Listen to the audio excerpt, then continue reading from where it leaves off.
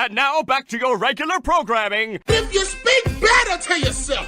You showed up for probably the dumbest conversation we've ever had on this show. Let's have that smile again. Tell me how that happens. Physically should not happen. Relax. If you say it Give me as well. 3 times a day, God will line it up. He's just an absolute hack, and he gets his ass kicked by his teammates every week. It's just terrible. Welcome back to Hack City. Joe DeLeone, Sean Anderson, 2 former college football players from the University of Rhode Island. Today, we're going to get into a little more draft talk than we usually do.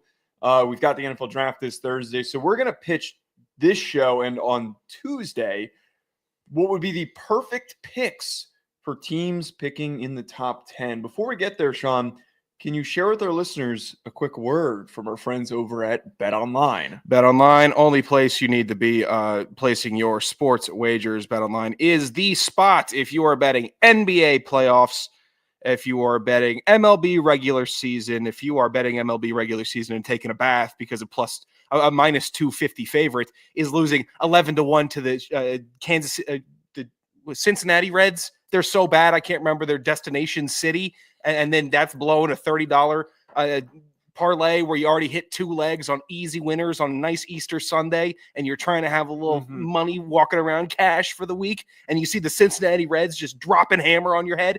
Well, you gotta wait. Hold on. You gotta stop betting on early season baseball. Oh no, I don't know why you do early season baseball. I love it so much. It is one of the longest seasons out of any pro sports. It is so frustrating trying to figure out what the hell and who's actually good and who actually has just a little bit of hotness at the beginning of the year. I won't touch MLB bets. I don't know why you keep doing it to yourself. I'm all over it. I love throwing them down. I like the favorites in the MLB. It's actually become a sport that coincides with betting so well because it's now a numbers game. And I'm a big horsey, swing the bat, hit the ball out of the park type of guy. And if there's a team that has those type of dudes, I'm going to bet on them, and I'm going to bet on them with BetOnline. And you should too. Head on over to BetOnline and make yourself some money, or find yourself in a tirade like I am finding myself in today on the Lord's Day. But that's up to you. BetOnline. The game starts here. Yeah, happy Easter to everybody, by the way. We've already got Cardiac Cats, who's a friend of the show, also friend of the formerly the first team. Used to comment on our stuff from time to time. And he was also, was Cardiac Cats the account that accidentally got you put on blast by Jaguars fans when you implied that they should take? Yeah, so I stand by it. Even if it wouldn't be in the first round for Quinn Ewers, I would stand by the idea that Trevor Lawrence needs some form of competition behind him to get to the next step, because his coasting, laissez-faire attitude in the NFL, it doesn't fly with me anymore. I would laugh my ass off if Quinn Ewers ended up being a Jacksonville Jaguar. Because then we could pull back the clip and be like, hey, Sean was kind of right. I'm running this team. That's what I'm saying. If that happens. Basically Liam Cohen. He's from Rhode Island. He's from Rhode Island, if that means anything. I think I'll give him the benefit of the doubt right now that he would do a better job leading that team than I would. Sure. But that's for now. Let's see how it goes through camp. By the way, we should have talked about this. We're going to get into this longer segment, by the way. He's pitching. Cardiac Cats is pitching that they should take Genty. We'll get to that in a little bit. The whole Duval thing where they were making fun of Cohen for the way that he said it.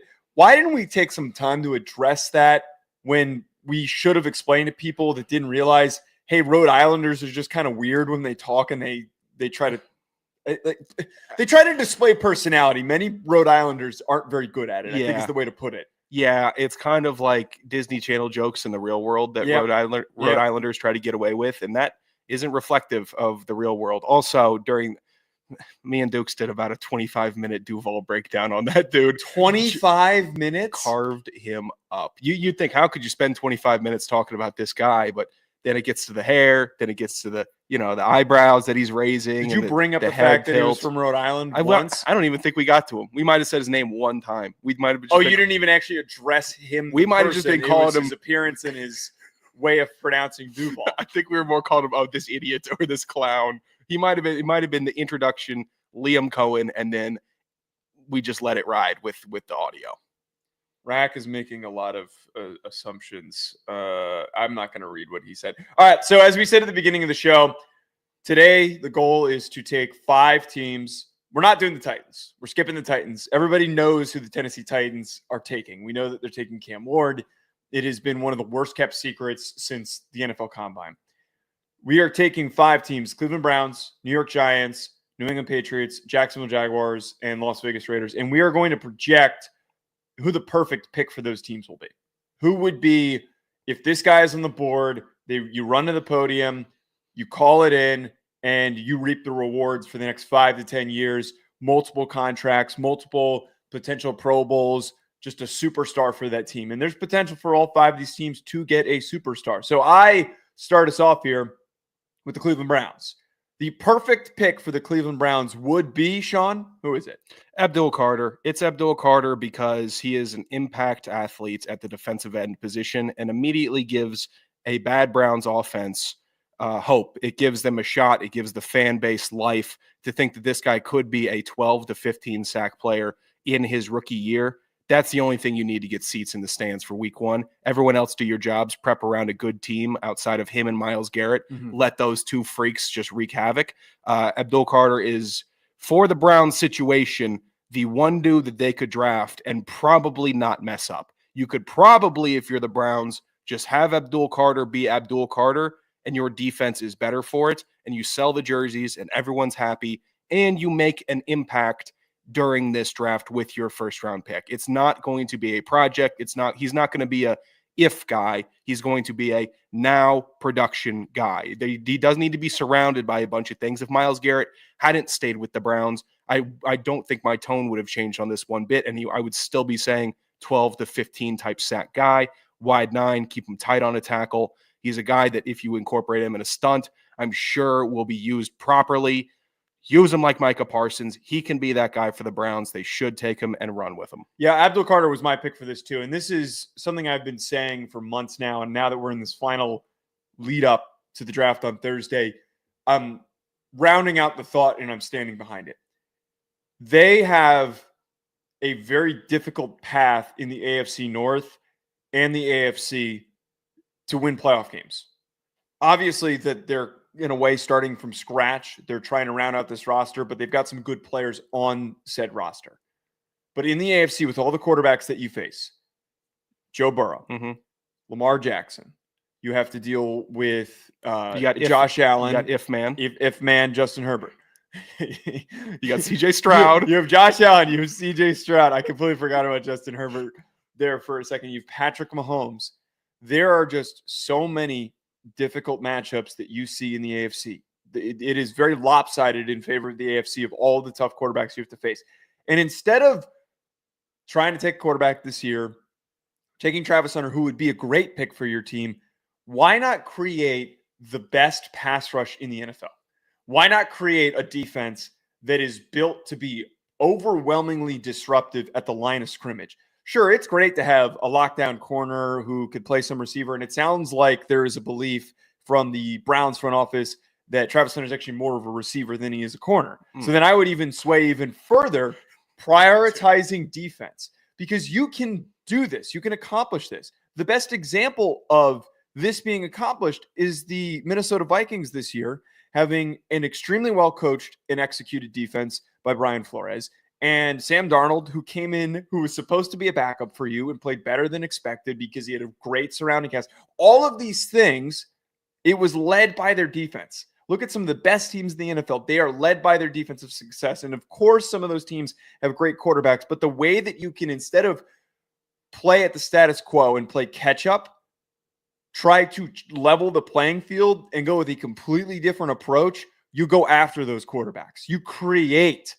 havoc for those quarterbacks. None of those guys would be able to succeed on their backs, as we saw in all of these instances where any of these big name dudes were vanquished was because they faced teams that had really good defensive lines. So take Abdul Carter for the love of God. I love it. I love what you're saying. I love that you're saying now Kenny Pickett is the next Sam Darnold. I love that even if that did not come out of my mouth. Big Kenny Pickett contract that year 2026.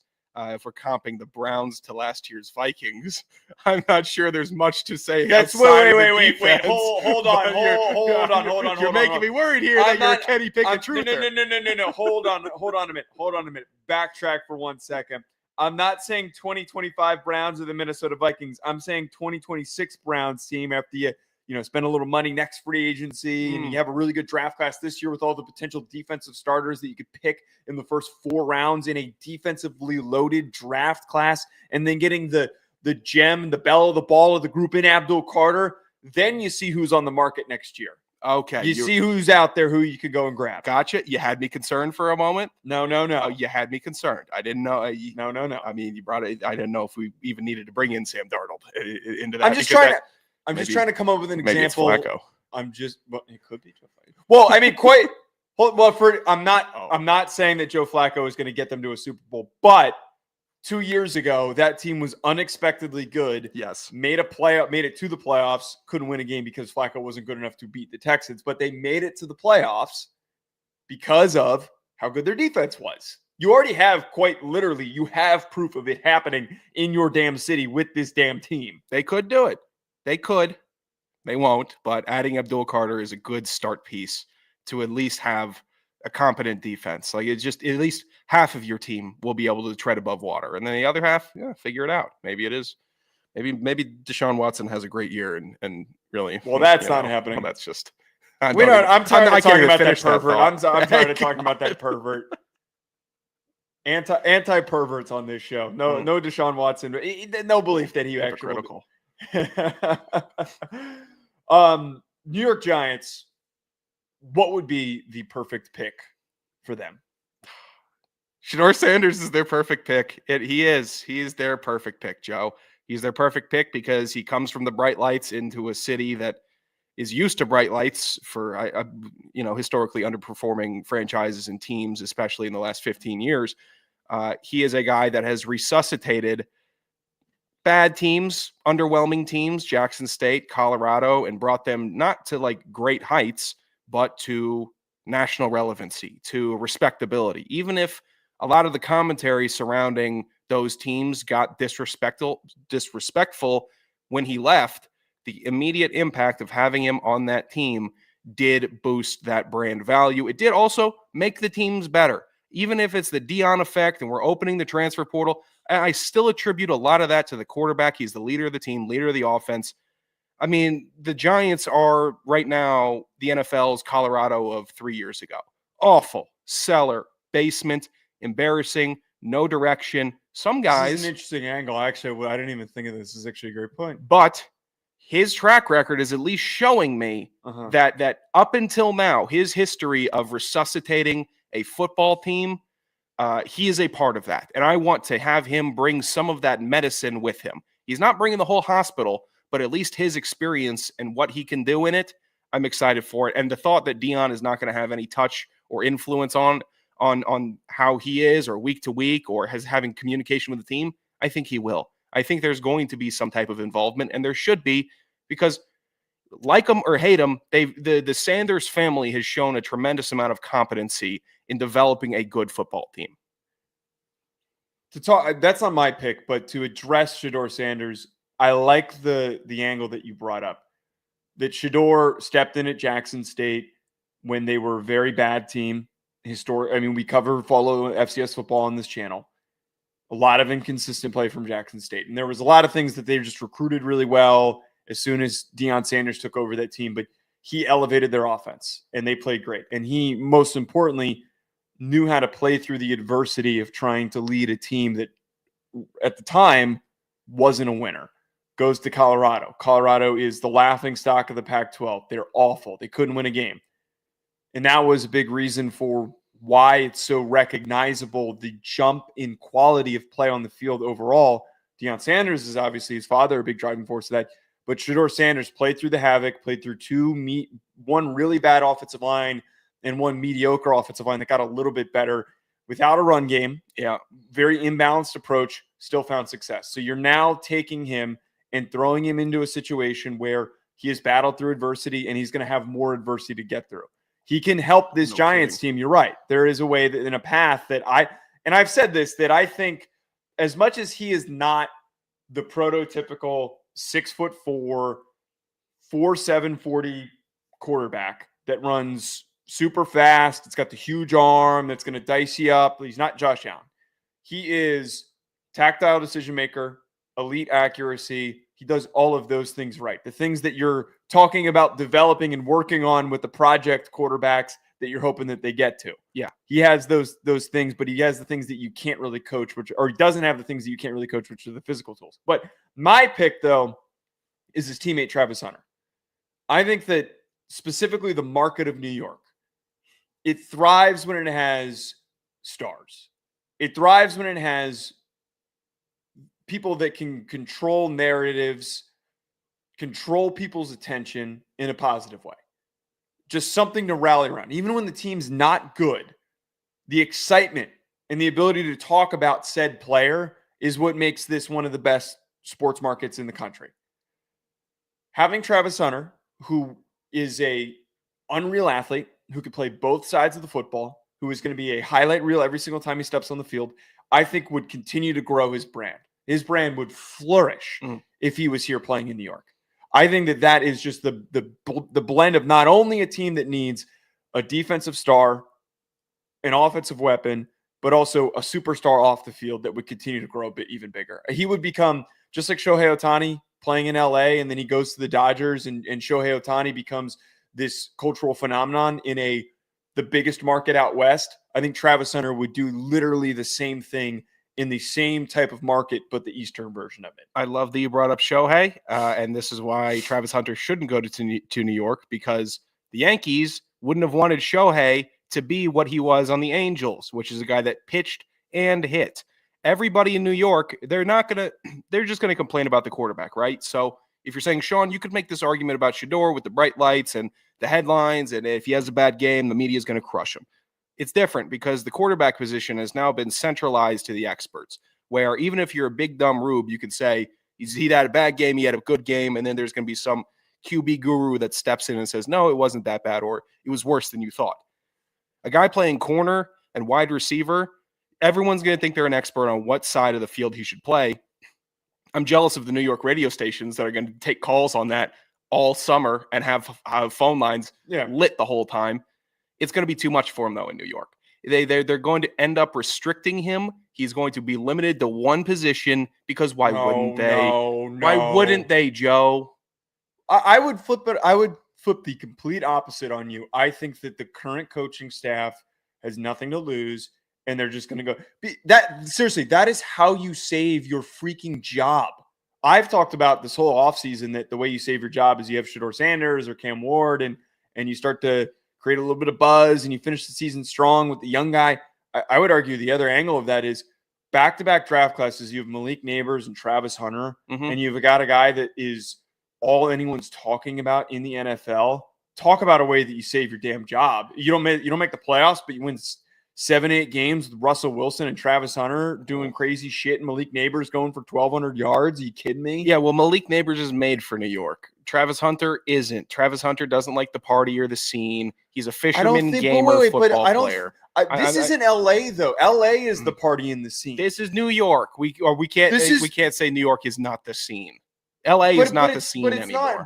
There's so many people out here that it's not just about being out and partying. Like there's a world of people that are just living and busting their asses. That is what I think that what he brings to the table is similar to the mental state of this whole region, which is working your ass off. And so does him. I think that a lot of people would appreciate that. And I don't think he would get caught up.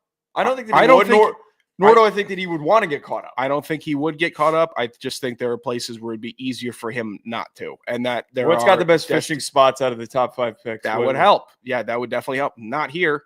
Not New Jersey, New York area.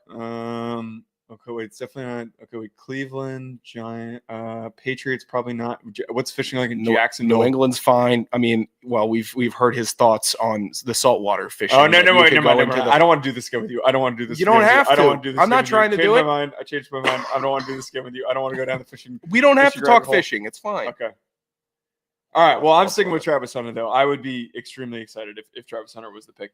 Sean, the New England Patriots picking 4th overall, what would be the perfect pick for them? Travis Hunter would be the perfect pick for them. Oh, Travis Hunter comes in and helps. They're not bringing up fishing. Well, the New England fishing is nice, and there are plenty of striped bass that he could fish for in the nice canals and creeks of the Northeast. there's bass up there, Travis. It's not going to be as much of a honey hole situation that you're used to down south. You're going to have to use some new bait. You're going to have to go with the current. But I think New England's the right call. Vrabel's a smart dude. He's coming in with a new attitude. He needs a star player to go along with his second-year star player quarterback in Drake May. What do you help? How do you make the new exciting Patriots and it's not all talk anymore? You might have taken a shot having it be Jalen Polk last season. Not going to be that guy. Travis Hunter is that guy on offense. And the Patriots historically have loved players that can go and play multiple positions. Julian Edelman being one, Tim Brown being one. They get creative with their players and maximize what they can. If a player can play special teams, they're heralded as like one of the only franchises that really recognizes and loves special teams players like Matthew Slater. So guys that go out and give 100% effort in non-like specialty positions, they love that. So if you have a guy that's willing to go play 140 snaps in a game like Travis Hunter, immediate fan favorite. He's also going to carve up the soft-ass Dolphins. He's going to push them closer to being competitive with the Bills. Travis Hunter on the Patriots this year also, they sweep the Jets. He's just a guy where the math adds up for him on this team, working in Vrabel's defense and helping out the offense. That should be the role. He scores touchdowns, makes stops, new culture, new young era. Patriots are back. My immediate thought just generally was lunch pail guys. You know, just guys that are going to go to work that maybe have a little bit of a uniqueness to them. I don't think that the Patriots need to waste their time with a project. Like I keep seeing and hearing that maybe they're interested in Armand Membu, who's a great player, but he needs some development. Will Campbell is also another player who could be in consideration for them, who's a great player who I think would fit what I'm talking about here. But I think with the Patriots, having somebody who could step in right away and explode and really, really help that team go from Drake May's team to promising team that is scratching the surface of reaching the playoffs. And Travis Hunter fits that.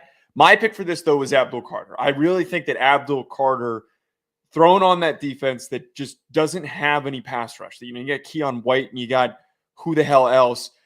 They need a presence off the edge. And I think that the hand usage, the explosiveness, the aggressiveness that he plays with, and then that rapid progression that he had throughout the year of going from great athlete, moved from off-ball linebacker to edge rusher to a nuanced, refined pass rusher is only going to get better playing for Mike Vrabel, playing for that defense. He could turn into the leader of that group. And I think that that is something that just generally the Patriots, I feel like, have lacked in a long time. You know, we haven't had a Willie McGinnis. You know, you haven't had one of those guys in some time where he's one of the best defensive ends, pass rushers in the NFL. And I think Abdul Carter could be that. I think so too. I love that you brought up a Willie McGinnis, that those Patriots defenders that had those lasting impacts, that were champions of that team and captains of that team. That's what led them to so much greatness, is that they had anchors on the defensive side. And who has been that for them since? I don't know. They've had a lot of really good players. They have. Bill Belichick's been great at activating. It's been mostly their secondary. A lot of defensive backs and linebackers have been their key players. But when was the last time they had like a truly dangerous 15-plus sack pass rusher? When was that? That's been forever. I don't know. Richard Seymour era? Maybe Judon. No, Judon probably was their last real threat off the edge, but that was short-lived. He never felt like a full-on Patriots lifer guy. I'm trying to think of their linebackers now. Yeah, they haven't had it in a while. Maybe that's why they've been struggling so much, getting punched in the mouth by weak AFC teams. They used to punch teams in the mouth. Oh, of course, you can't sort this on Pro Football Reference. I was trying to look up, like, who are some of the guys that have the all-time leading sack numbers for the Patriots. And the list is, like, Teddy Bruschi's up there with 30.5, and he's a linebacker. Like, Jamie Collins is somebody that would come into that conversation. Forgot about Jamie Collins. Jamie Collins was a good pass rusher for a minute, but they haven't had anybody with, like, true staying power. They haven't had anybody that's just stuck around and been incredibly dominant for a long period of time. And I think that that's why Abdul Carter would be perfect for that descriptor. Let's move on to the Jacksonville Jaguars. So we had a pitch in here for Ashton Genty, and I get it. I get it. You want a playmaker. You want to have a big name weapon that's going to just touch the rock and he turns into a touchdown. I feel like that there are other positions that need investment, especially their offensive line. Maybe the interior of their defensive line, which has been incredibly underwhelming. The perfect pick for the Jacksonville Jaguars would be what, Sean? Will Campbell. Take a crack on an offensive lineman. I've heard I'm not even going to describe it as blasphemy anymore from Joe's mouth. I've heard it from other draft circles. I've never said that he was bad. I just think that I would just rather have some other offensive linemen ahead of him that have a little bit more upside. That's fine for me. I think he is the most polished offensive lineman coming out of this draft class. Every time I watch him, I'm impressed by the little things that he does where that lead him to not getting beat, that make up for the arm length, that make up for the height, the little technical things that he is so perfect at give him an edge in the NFL where he can only learn more great technique, where he can only get bigger and stronger, where he can only get his iron sharpened by great NFL iron. I just don't see a way Will Campbell comes out here, falls flat on his face once he gets pulled. Offensive line joke. I understood the joke. I just didn't think it was very funny. I should absolutely swan dive into that empty pool out there after that one. Good Lord. It was for an audience of one. Just, you know what? The Jaguars, I've seen that buzz, like the Twitter buzz has been funny about them. Like, what if we get Genty? You know, like what I've seen that circle buzzing. It's become a very divisive. I find it really funny that, and I'm glad that some fan bases are doing this now with Genty. He's an awesome pick, but I'm glad that the teams that aren't ready to like actually win right now, there's like a strong contingency with a lot of those fan bases who are like, hey, stop it. No, we need to fix other shit. We need to stop. It's Jaguars, Panthers are one, and there's one other fan base that I'm blanking on, but like I see some like aggressive shit. Dude, it's like everyone's a pragmatist until the week of the draft hits, and then oh no, someone else is gonna get the player that I really want. Throw all the other stuff out the window. Jaguars, just take an offensive lineman. You're not ready. And also taking an offensive lineman for a quarterback who has been problematic for the team with his play and consistency over the last couple years is an immediate attempt to fix an issue. Will it officially fix the issue? I don't know. I don't know if Will Campbell's going to go into this league and be a lemon. I doubt it. But if he does, I can at least checklist that you tried to 1, help your run game, 2, help protect your quarterback, and 3, make a smart long-term pick. These are 3 qualifiers I can make for Will Campbell where I would say, good pick, Jacksonville. A lot of other ones would just seem futile. I can't remember the last time that the Jaguars have had a lot of early draft picks, but I can't recall the last time that they used one of those early draft picks on an offensive lineman. It has been, Travon Walker. It has been Jalen Ramsey. It has been a lot of heavy investment in their defense. It has been a ton of Trevor Lawrence was one of those picks. A lot of the times it's going to other spots instead of going to their offensive line. And I feel like because they've had to live in a way and also die by free agency building their offensive line units, they haven't had a truly dominant offensive line. So I don't disagree with you here. I think that there's a couple of right answers for Jacksonville. Will Campbell being a selection for them ends up being an awesome pick, and it helps just overall raise the floor of the offense. When you've got a well-rounded guy like Will Campbell that does everything right, you need somebody that is just going to be refined. And I think there's no right answer to which offensive line spot needs to be prioritized at the current moment. So you can use the fact that he is flexible to play multiple positions. Yeah. You can put him at guard, you can put him at right tackle, just like figure out the offensive line room and then figure out where you want to put him. I think that he's a smart enough of a football player to figure it out. Jacob Shorba pointed out, got to keep in mind that Eric Armstead is moving back inside, and the Jaguars, rather than having gaping holes, have a lot of average. It opens a lot of options up for me, sets priority to start. So with that in mind, Mason Graham to me is the other option of a perfect pick. I think that Mason Graham is going to not only be a high floor run defender, but has that potential to become a truly dynamic pass rusher. He plays with some of the craziest leverage I've seen from a defensive tackle that I've ever evaluated. And when you watch him and you watch him play, you think, oh, he's got to be 6'1", but he's 6'3". He's got pretty good length. He is. He's all like you would think that he's Kalijah Cansey's size. Like you would think he's as tall as Aaron Donald, who wasn't a super tall defensive tackle.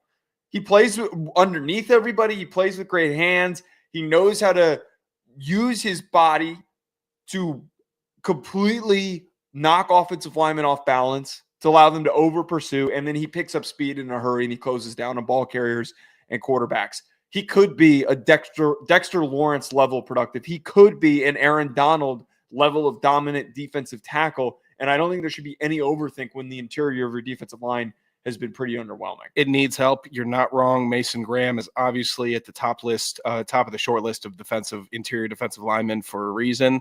Oh wait, here we go. I forgot. I don't like the a bunch offensive of lineman hates. There's a bunch of casuals that are tearing apart tackles. this Mason Graham hand fighting video. I'm sure you saw it on Yeah, Twitter, I didn't understand what the commentary. He was wearing a Jaguar shirt. He was wearing a Jaguar shirt. I didn't really get that. Why everyone was belly aching over that? Like, you guys don't know what those drills are supposed to look like. Exactly, because he looks a little goofy doing this. It. Is my problem is it's a standard hand fighting drill. You're just working on awkward positions. How can I get my shoulder where it needs to be and get my leverage? He's also leaning and off balance. Like, it's part of the drill is maintaining balance, using your hands to not fall off track and stay within the frame of whoever you're going up against. So all these dorks picking apart the drill itself are simply dorks. Me, he looked small. He looked young. Mason Graham did. He looked small. He looked young. He looked a little bit slow. He looked lean.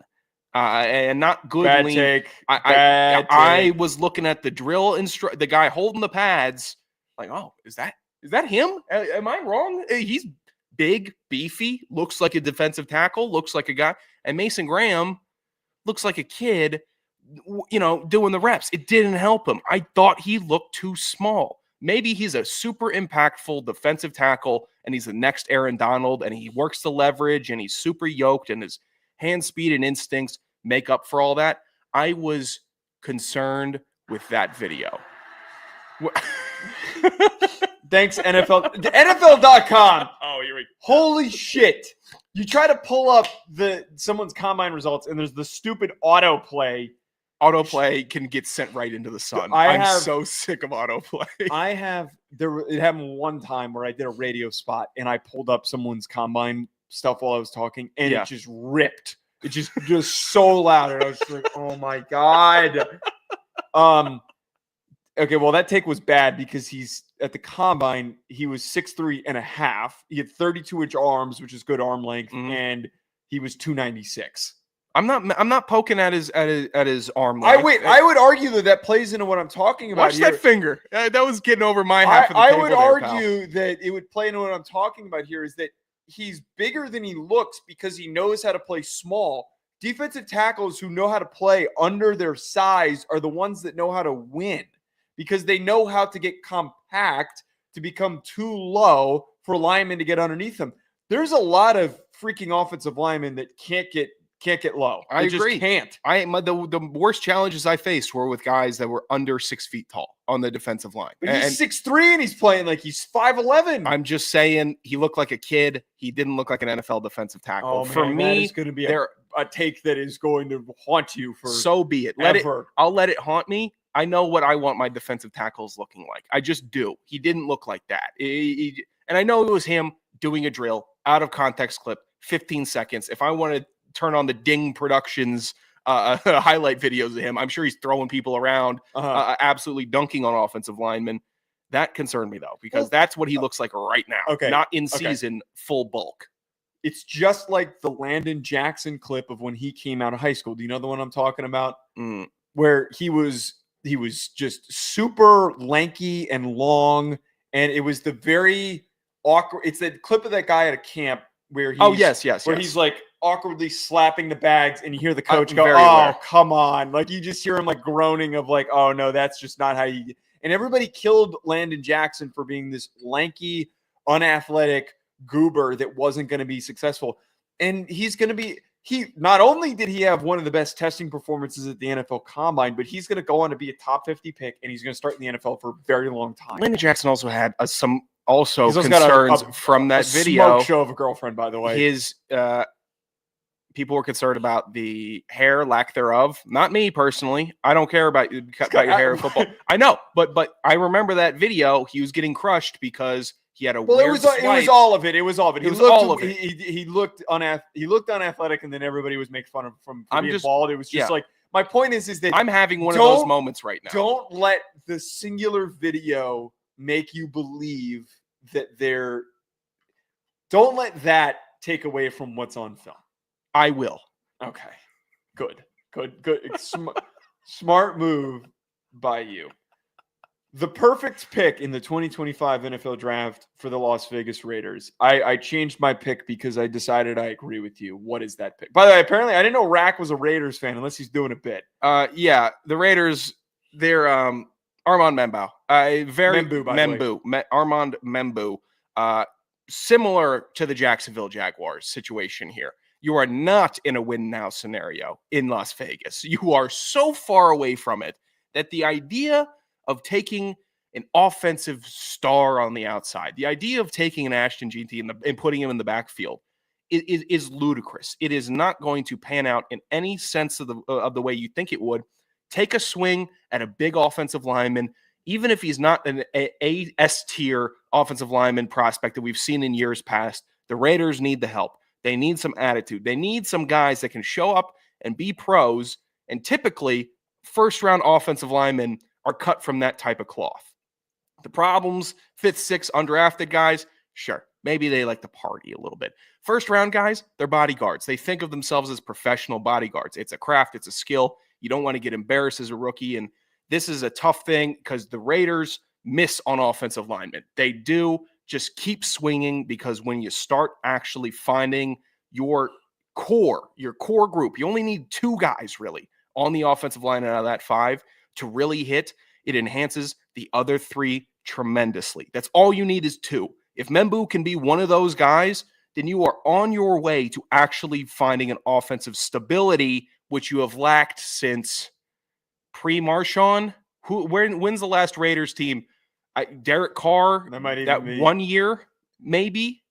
I wouldn't call it stability, but like that 1 year where you had Amari Cooper and Derek Carr, and like things looked kind of bright. Amari Cooper has been on 4 years, 4 teams since then. Yeah, they are so far away from God's light that they need to find a way back. That's a ridiculous way of putting it. That's with a big hoss on the front 5.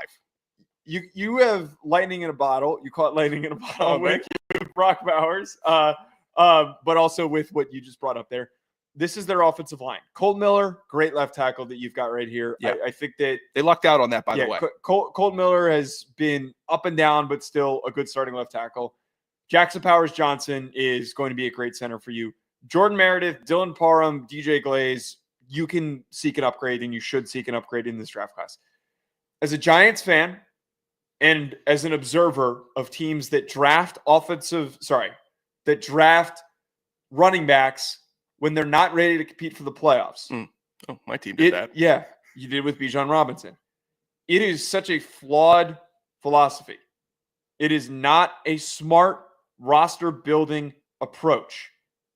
Trying to draft said home run threat running back to fix your problems only wastes everybody's time. Because you get a little bit better, you start performing a little bit better, and then you're picking in the teens. And then by picking in the teens, you're not in that spot to actually grab the guys that are going to help your team get better. So you're just middling, just missing the cusp of the playoffs for the next few years.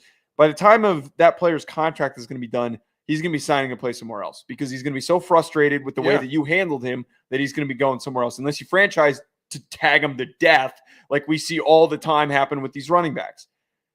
The best example will always be Saquon Barkley, who just was slowly perishing with the Giants. Did so many amazing, like you saw the potential, so many amazing things with the Giants. Oh, yeah.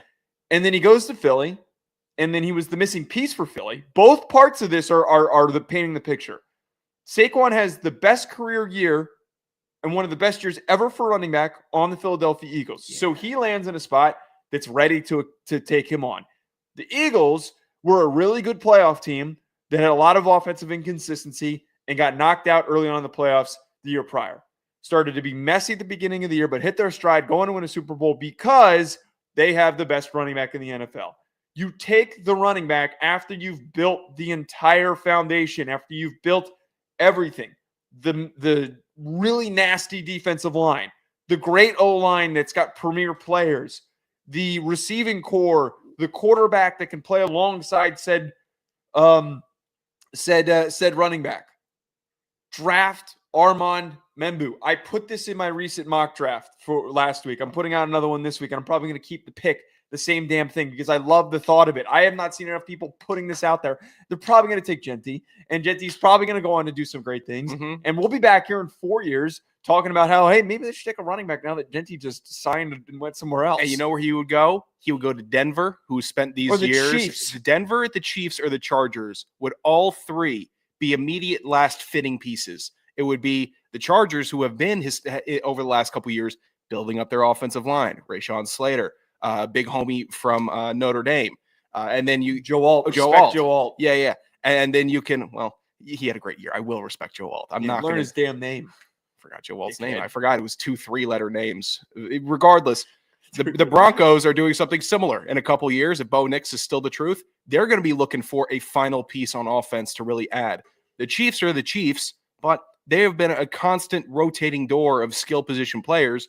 Couple years, Genty's in his prime, division rival. It all goes wrong for the Raiders if they do draft him, because one of those three, he'll go to one of those three teams, because why wouldn't he follow the Saquon Barkley path of wanting a little bit of revenge back also, and then also being with a Super Bowl contender in a meaningful division, which it will be, but the Raiders won't be a part of it unless they start addressing offensive line. Instead of building the foundation to set up your team to succeed, you'll be standing there with your dick in your hands wondering, wait, why is everyone else doing so great, but I'm not? It's really going to be unfortunate for them if they don't approach it right. But I'm almost tired of feeling bad for the Raiders. I really am, because it's such a great brand, man. It's a great brand. They sucked that team out of the great brand where it was birthed in California, moved it to a place where they'll never have home field advantage. Imagine playing somewhere where your first round draft pick will be invaded your first round draft pick running back. Ashton Genty, if they do draft him, he is just so ready, so electric. And every home game is just an invasion of opposing fans. Are they there to see him also? Yes. Well, they'll probably cheer for him if he breaks a big run. But that's not a team. That's not a team atmosphere. You're like the best store in the strip mall. That's what they are right now, where you're going to get a lot of people going, but you're still in the strip mall. It's not a home field advantage. We'll see what these teams end up doing. We're going to do part 2 of this on Tuesday, but we, of course, have to talk about our good friends over at Melon. Sean, we talked about this on Thursday's show that we were going golfing, and we wanted to test out the hats. And I am not even joking when I say this. This is not me like, hey, this will be a fun spin on the read. I literally said to Sean after we finished playing that, hey, these hats were like awesome hats. Like could not have been better golf hats. I have other hats that I wear that are completely destroyed that I've worn like 3 times going golfing that have completely fallen apart. Can anyone even there's no sweat marks, there's nothing. Yeah. And both of our hats could not have been more durable when we were playing golf. And if you want to end up getting one of these hats for your next round of golf, make sure to head to melin.com. That is melon.com. They have so many different collections for so many different things. They have an actual specific golf collection. I might buy another one just so I have a second hat to go golfing in. They've got Give me one. No, I ain't paying for your hat. What are you talking about? Just give me one. Broke ass. I ain't paying for your hat. Crazy.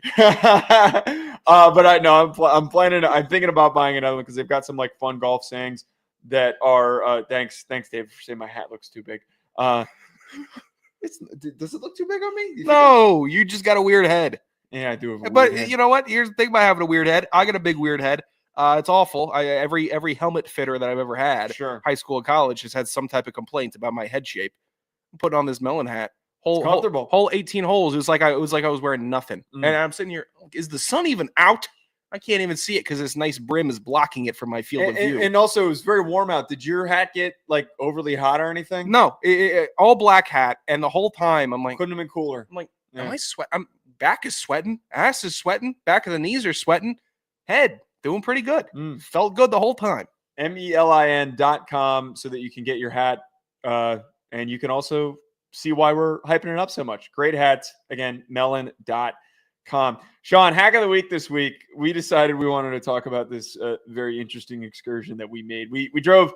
I accidentally made a tee time thinking that it was going to be like a 45-minute, 50-minute drive away. Booked the tee time instead of checking the location of said course and then booking it. I booked it and then checked the course. Yeah. It was an hour and 15 minutes away. It was in the middle of the mountains of like, I didn't even know New Jersey could get like that. Northwestern, New Jersey. Could not have showed up for a better course, though. It was a shit course, but it was in Hackenstown. And we were playing with a bunch of other hacks. We're both doing that dive after the show, man. Every time that we would line up at the tee box, you would hear the parallel tee box at another hole. You'd hear four, right, four. And that's not even an exaggeration. It was every single time that we lined up. Nobody could. The funniest part about this, and I am no Tiger Woods over here. I had a very up and down day. I had Charlie some Woods.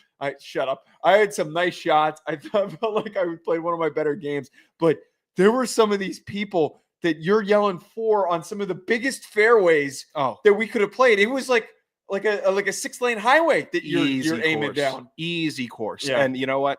I think it was the first weekend that a lot of people up here could play golf. It was a gorgeous Saturday.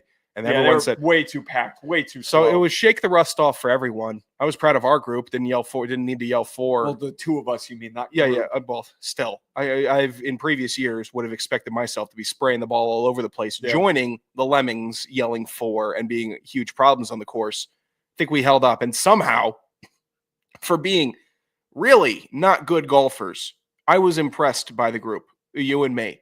And how we conducted ourselves. I'm surprised you're actually being nice because you were being a real dick in the car. What are you talking about? You were on the phone with your sister and you were shit talking me. She called me. She wanted you were being to a real dick. You were being a real dick in the car on the way back. I don't. You were airing me out. What was I saying? Well, this talk that you smoked me, that you played so much better than me, which is the biggest lie. Well, you did get spanked up and down the course. The one hole we bet on, I beat you. The freaking starter saw my shot and your shot and said, "Great shot." He actually asked me, he said, "Is yours in the hole? It was such a good shot." I said, "Sir, I sorted over the green." Wasn't looking. First of all, second of all, I don't know if that starter was all there. Oh, he was all there. He heard. Sure? He heard that crack of my iron and said, "Oh, that's got to be in." You smoked it so hard past the green. It was one of the flattest tee-off shots on a par 3 that I could have seen. Par 3 stingers. That's what we're doing all summer. It wasn't even a stinger. You didn't even hit one of those like skippers that like you kind of mishit it. It just kind of skips across and lands kind of like striking distance where you could chip. You blasted it like a line drive. You're skipping. You skippers. You skipped it off a rock and got lucky that it sat on the fringe of the green. The green was here. I hit it off the edge of the green and it rolled onto the green. I won that hole fair and square. I was maybe one of the 18. One of the 2 of the 18 that you would won. That's where we're off base here. That's a crazy thing to assume that you only won 2 of the holes. I'm just saying. If I'm sitting and here, I had more pars than there you were did. A couple times where I'm like, did you have a birdie or anything? There may be 2 or 3 times where I said, "Man, Joe got me on that hole." Every other hole, I'm like, "Oh well, at least I beat this knucklehead." This is where the problem when I had where you were calling these shots to your sister that you smoked me. Mm-hmm. You had a couple of holes that you putted like 6 putted. Yeah, I'll do that. Do you think that those don't add up? Of course they add. Yeah, but how many? First of all, lost way less balls than you. So I lost 10. I lost 10 balls. I lost 10 balls. 12 balls. Okay, I lost 12 balls. I'm almost 10 balls. I lost 10 balls. No, you can't go back to 10. 12 sounds way too high. I didn't lose that many. 12 still sounds low to me. I re-dropped, but I went and found the balls that I dropped. Or that I had a shit swing on the first time. We played a full 9. I didn't lose 1 ball through 9 holes. Okay. You had lost, I'd say 8 through 9, and then you might have lost another 8 on the back. 8 9. sounds way too high. What do you mean it sounds? I lost like high? 6 through the first 9, and then my back 9 was a lot better than my front 9, and I reeled it in for the back 9. Here's a question to the audience I'll pose real quick. Okay. Who do you think won the golf match and lost the golf match? One golfer didn't slam his club head into the ground twice. One golfer did. That was on the 18th hole, and it was after we were on hour 5. This is an audience question. A slow. Well, you didn't give any context. I get mad at shit. What do you? And I also explained this to you. If I'm not drinking, it's easier to get pissed off. Of course it is. Yeah, I wasn't pissed off. I was having a great day. Sure. Hitting great drive. My distance control. We need to address that. I will work on that. But okay. But for as much of a calamity as I've been on golf courses before, where topping balls, just donating balls to the woods. All of it just wasn't there yesterday. Just distance control stuff. And first time putting on a green in 5 months, I will take that as well. For someone that just came off of 72 holes of golf in Florida, not but 2 weeks ago, 3 weeks ago. Yeah, but that was, and you're coming up against a reintroduction. That was my reintroduction for 5 months of not playing. 6 months of not playing. You should have eviscerated me yesterday. That is not true. You should have. You kidding me? No, that doesn't. Just because I played, I went on a golf trip 2 weeks ago means I should have eviscerated you. Yes, because you have 72 holes under your belt in 2025 compared to my 0. And that just led me to just going out there fresh, be an athlete up and down on the green. I disagree. Breaking out the driver in the 3-wood off the tee box. And then just shocking the public. You were in that lucid state where you could kind of just go out there and play, not expecting to play well. That's true. I will. My first hole when I played on that round, those 4 rounds that I played in 2 days, that first round that I played was the best round that I played because it's just like you're expecting to play like shit, and then you end up going out there not thinking you're going to do well, and you start playing well, and you start feeling good about yourself. June, I will collapse, but right now, I can't. This pocket, I'm all over you. I'm all over you, and you shouldn't play me in stroke play. You shouldn't play me in match play because I'm going to take all your money. Says the guy who lost the single just that we had yesterday. A heads up. All right, let's get to the hack bag. 201-834-4308. Call in with your questions. Leave us a voicemail, or you can send them to us on Twitter at HackCityPod on X.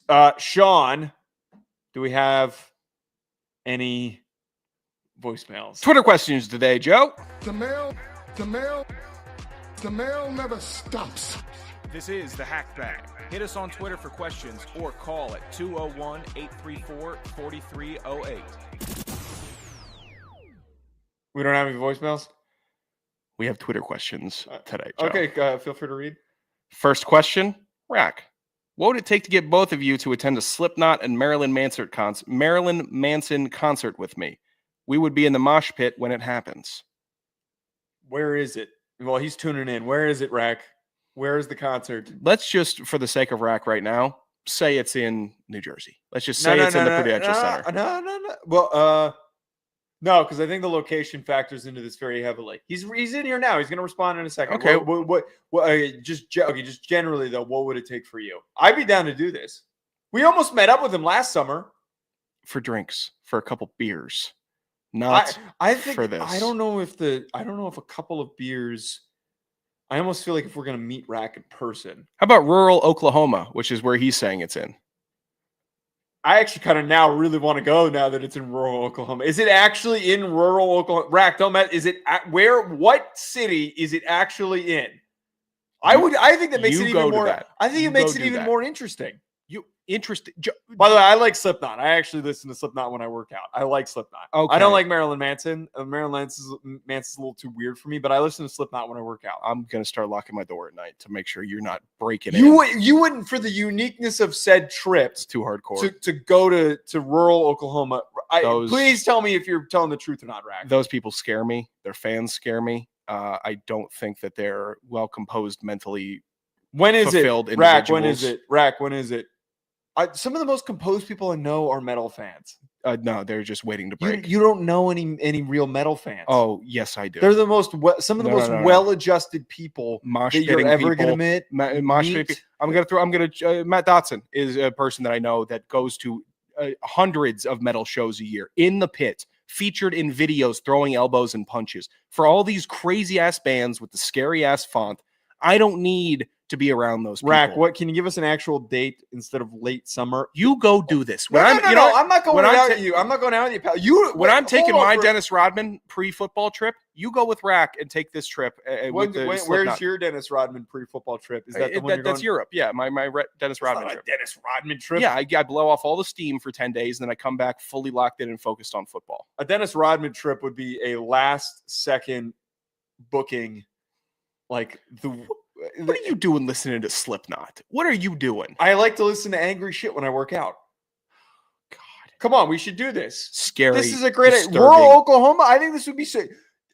This would be an incredibly unique trip. Everybody, you're going to Europe like a hot 25-year-old girl. Yeah, like who's flying you out to Mykonos, bro? Who's flying you out to Mykonos? Why am I on the pedal? Why am I in the box right now? You know where other people go in the summer? They go to the Cape. They go to the Hamptons. They go to what's that? That's what you do, honky. That's what you do. You go to Oklahoma. What's the beach in the Carolinas that people go to? Outer Banks. Outer Banks, like all that stupid shit. Instead of going to the cliche spots, what if it was? Would you go see Ramenstein in Europe? Ramstein. What are you talking? Yeah, it's another famous metal band. Hey, Rack. I like the Allman Brothers. I like Steely Dan. This is my rock music. I like the weak, soft, soft 70s You're weak and soft. harmonic stuff. You're weak and soft. I like it. Weak and soft. That's what I like. Rock Oklahoma stuff. with me. This would be a cool bit. I pitched this to you before that we just pick like a random location. We like a location randomizer. Send us to a random location. We have to go there. That's great. I don't need to go there and see all those scary ass people and listen to their scary music. It does not. That sounds like me. an awesome trip. It doesn't fire me up. You know what, Rack? I'm gonna come. I'll bring my friend who likes listening to metal. I'll bring my friend. Who Devin. are you bringing with you? Devin. I'll bring my friend Devin. That freak. He'll go with me. Devin's awesome. You could be 3 freaks on a leash at that. We're gonna have a great time. Go ahead, Devin get your leather, right in. paint Devin your will face. fit right in with Rack. Maybe Rack is Devin. Who knows? Probably is because he's the same sense of humor as Devin. Yeah, Rack. Devin's not creative enough to come up with a name other than Rack of Tit 69. So this actually might be Devin. It wouldn't surprise me. I'm shocked that that's the rock music that you listen to. I listen to other rock music, but only in when I work out. Only when I work out. You got the cars, man. I was listening to Foo Fighters. What do you mean that's what you're shocked that it was I listened to? That's just white people listening to white music. Like I'm not going to take that's not even that doesn't even make an impact on me because that's what a lot of white people listen to, and that's fine. Like no pejorative, no judgment on that. Like I'm not going to make fun of you for listening to Foo Fighters. It's in your nature. What is 3onaleash.com? I'm not looking it up. I know that that Freak on a Leash is one of Rack's band names or titles or songs. This isn't Rack. It's Howie R. Bears. Well, Howie, I'm afraid. Can you look it up for us? I'm on the stream. What if this shuts us down and we get corrupted? I'm hosting this stream right now. Better ask somebody. I kind of want to open it for the sake of the. Here's what I'll say. I like guitar licks. I like a nasty guitar lick. That gets me fired up. Okay. That makes me feel something. A bunch of screaming and a bunch of anger and a bunch of like moshing doesn't make me feel anything. I'm shocked it makes you feel something. But you are the robotic man, so I should be aware that you will only get up for really extreme stuff. 3 on a Leash isn't a thing. Maybe he's just doing bits. Yeah, it's a weird bit. All right. Let's next question before we close out here. Chester, what is the best marketing campaign you've seen? This has to be the most creative I've seen, and that is Mia Khalifa with churros photoshopped instead of units. At a churro stand. So that is a creative way to sell churros. Where is this? Where can I see this picture? Yeah, it's just underneath Hack City. Hack City Pod on Twitter. Best marketing campaign you've seen. I always crack up on it, and it is a hack take. It was like I don't know if it was one big arena out in California, and they used Microsoft Paint to say we need graphic designers, and they just wrote it in that stupid pen. Yeah, I thought that was genuinely creative. I get fired up for it. I don't think there's anything more effective than a billboard dirtbag lawyer, though. I think historically in this country, those are great. I love the creativity of those people. And you know what? All it takes is to see it one time. And it took me the first time driving into New Jersey. Maybe in 2016 when I was driving up through New Jersey to get to Rhode Island, I saw I got hurt in Jersey.com or I got hurt in New Jersey. Which is a very likely thing to happen in New Jersey is getting hurt here by someone. It's been 9 years, and I know if I ever get hurt in New Jersey, the first place I'm calling to get an appraisal on what I got hurt about.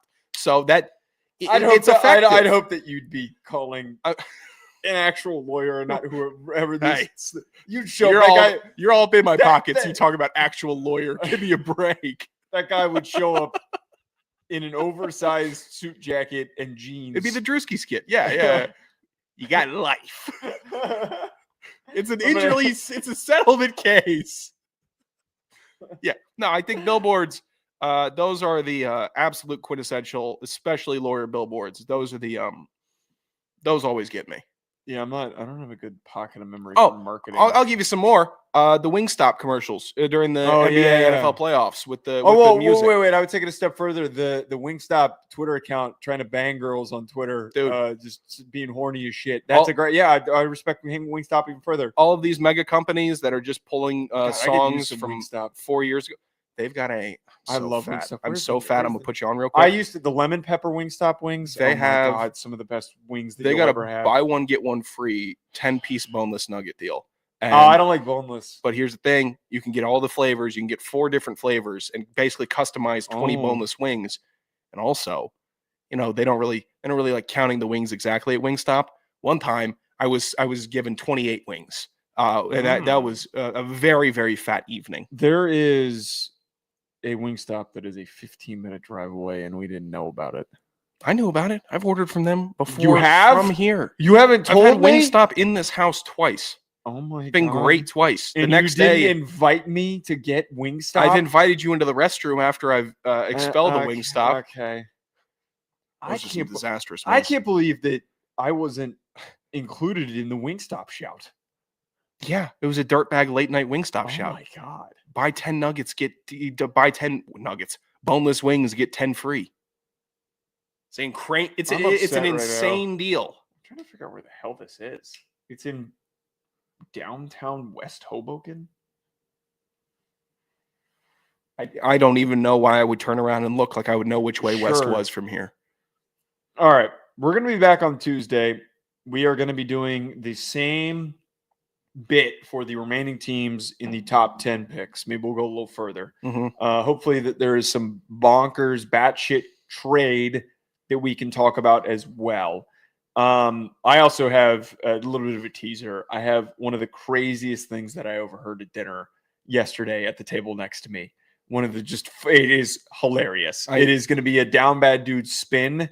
It is for a girl who was explaining a very uncomfortable relationship with the parents of her boyfriend, and it sounds like she doesn't understand that she is not welcome. I will wow. I'll tell you what, you can eavesdrop with the best of them. I'll give you that. Oh, I will listen. I will pick up a full story at a table or at a bar. I've been cut off from telling stories with Joe so he could listen in more intently to the people next to us. I have picked up some great things, and this one is a banger. All right, well, keep it under wraps. I don't want to hear about it. 201-834-4308. If you have any questions or thoughts or comments, if you're sitting on the toilet and you just want to share with us what that experience is like, feel free to call in. As long as there's nothing to grab at 201-834-4308. I'm surprised no one's called in from the toilet. I appreciate that they haven't, because I have to take a listen to it first, and then I just give Joe the fully filtered and edited nice voicemail clip. And you know what? I did this with Dukes on the voicemail line too. I saved him from bombs. Have you? Yes. Just voicemails, and I'm not sparing you anymore. I'm forwarding you the raw voicemails from here on out. If I get a nasty and how many have you had to cut off that you haven't told me about? Drunk people. It's been not from ours. Our listeners have been fantastic when they send voicemail messages. We haven't had anyone to our line. Yeah, we're hitting at like a 90% clip right now of people that call in. You get on the show. Oh, so what are the ones that haven't gotten on? Problems. All right, we'll talk about it after. At Joe DeLeone, at Sanderson Radio, at Hack City Pod. We'll talk to you later.